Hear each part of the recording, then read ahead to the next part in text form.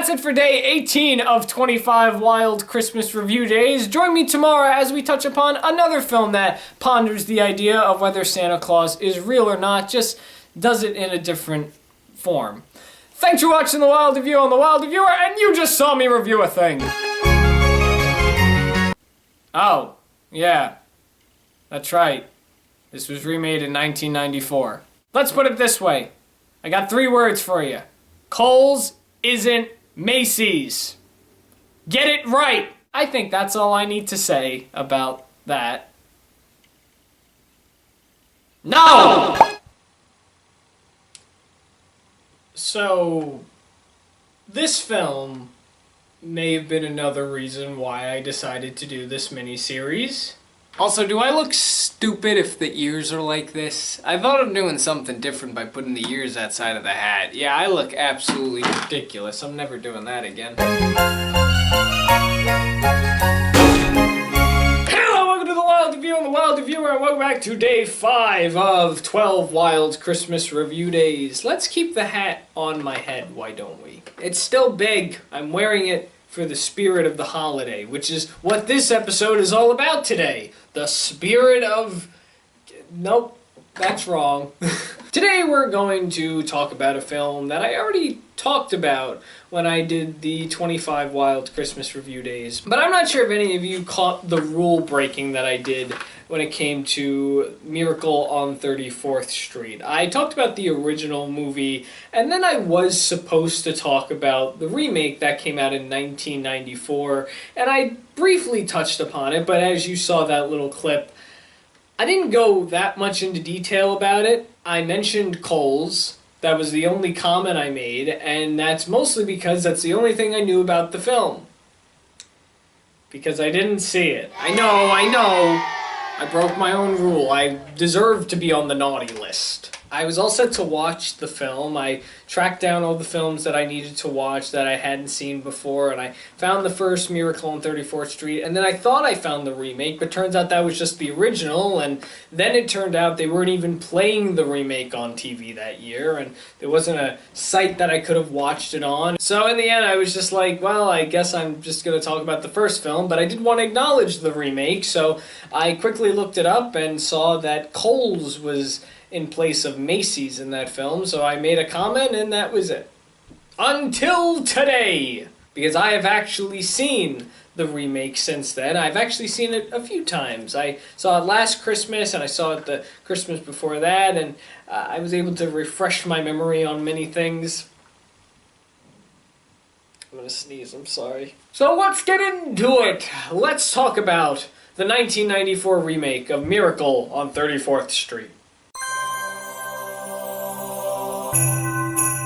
Released in 1994, a cheery and jolly old man takes over as Santa in the Kohl's Thanksgiving Day Parade, and eventually becomes their mall Santa. Though many start to question his ways of Santa acting, as the man truly believes he is Santa Claus, even claiming his name is Kris Kringle. While this impresses many children, including a 6-year-old girl named Susan Walker and a lawyer, Brian Bedford, the public, mostly adults, start to question Kris, and eventually he is brought to court, where Susan and Brian have to help prove to everyone he is the real Santa Claus.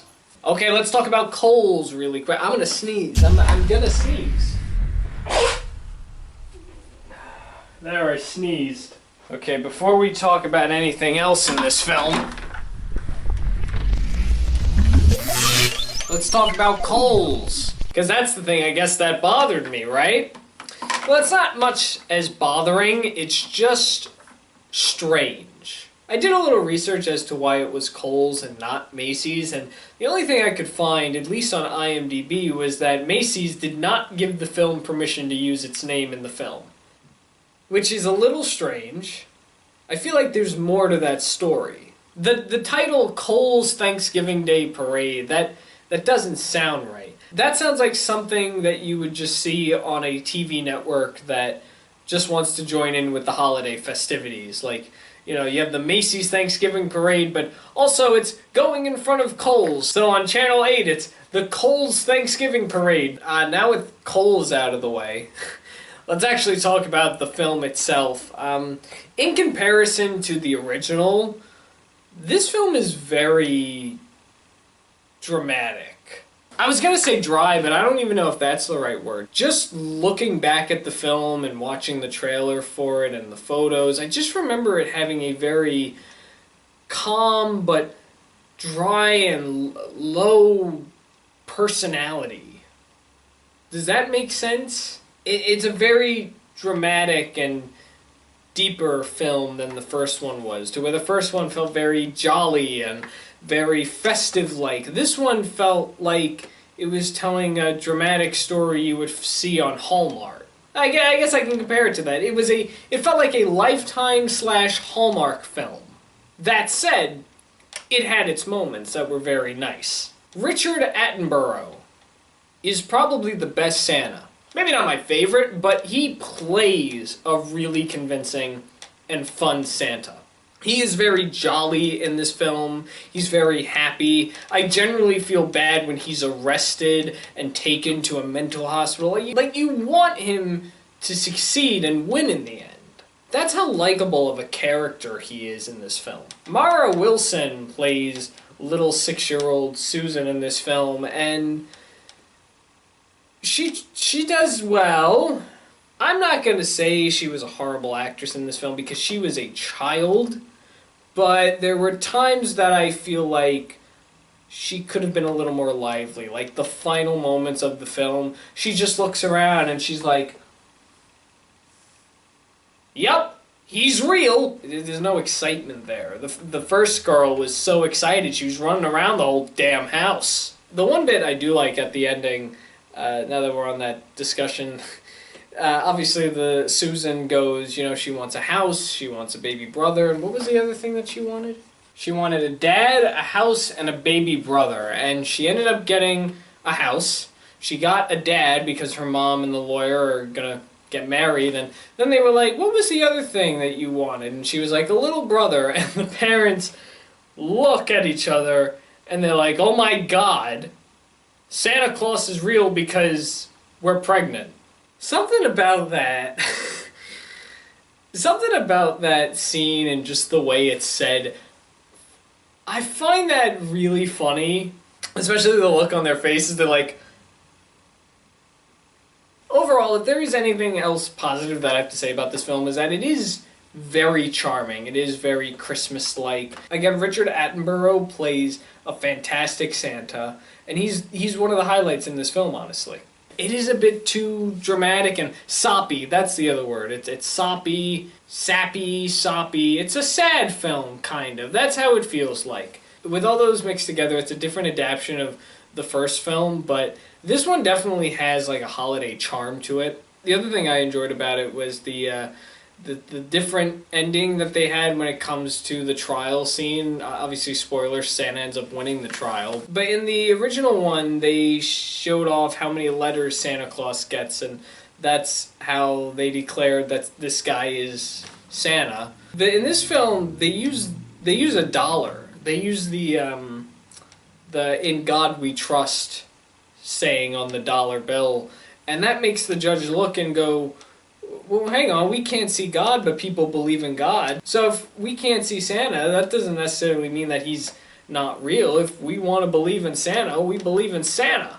It goes with that seeing is believing cliche. Is that a cliche in Christmas films? I think it is, because that's kind of the whole mantra in the Santa Claus films with Tim Allen. And it's here once again, and I feel like it's hinted in Elf, and whenever it deals with the concept of Santa in a story, it's always around the idea of whether or not he is real or not. Like, that's always an element in there. And I feel like that seeing is believing, or what is it? No, seeing isn't believing, believing is seeing. No, that was in the Santa Claus too. Whatever the case is, I feel like that's a recurring thing that's always seen in Christmas films, and it's not a horrible one. It's kind of a fun one, kind of a unique storyline, and it can lead to very unique storytelling.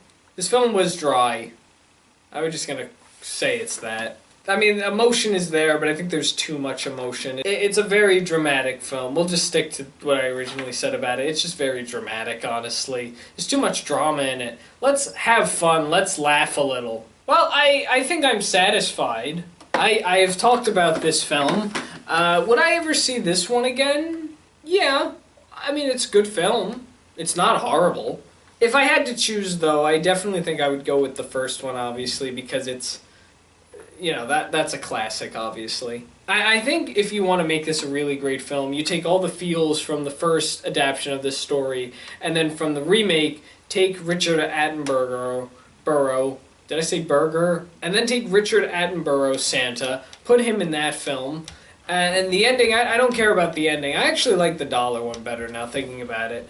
I put that in the end, like, that's a perfect film right there. Well, that's all I got for Miracle on 34th Street from 1994. As far as I know, there haven't been any other Miracles on 34th Street, but I'm sure if there are in the future, I'll try to give them a watch. I do want to know what you think about this. What did you think of the sequel? Did you ever see it? If you did see it, do you like it? Let me know your thoughts in the comments below. That's it for day 5 of 12 Wild Christmas Review Days. We are heading to the halfway point tomorrow with day 6, and I've got an interesting one for you. Today we were talking about a remake, but now we're going back into the world of sequels, especially unnecessary sequels, because we're going to take a look at a sequel of a film that I am very much convinced was not intended to be a sequel when this film was made, but it just kind of happened. That could summarize a lot of the Home Alone films, I know, but trust me when I say I truly believe this was supposed to be a different film in early production.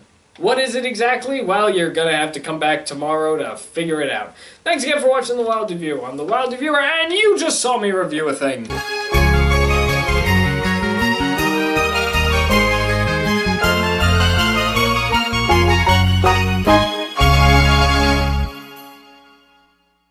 Again, Richard Attenborough,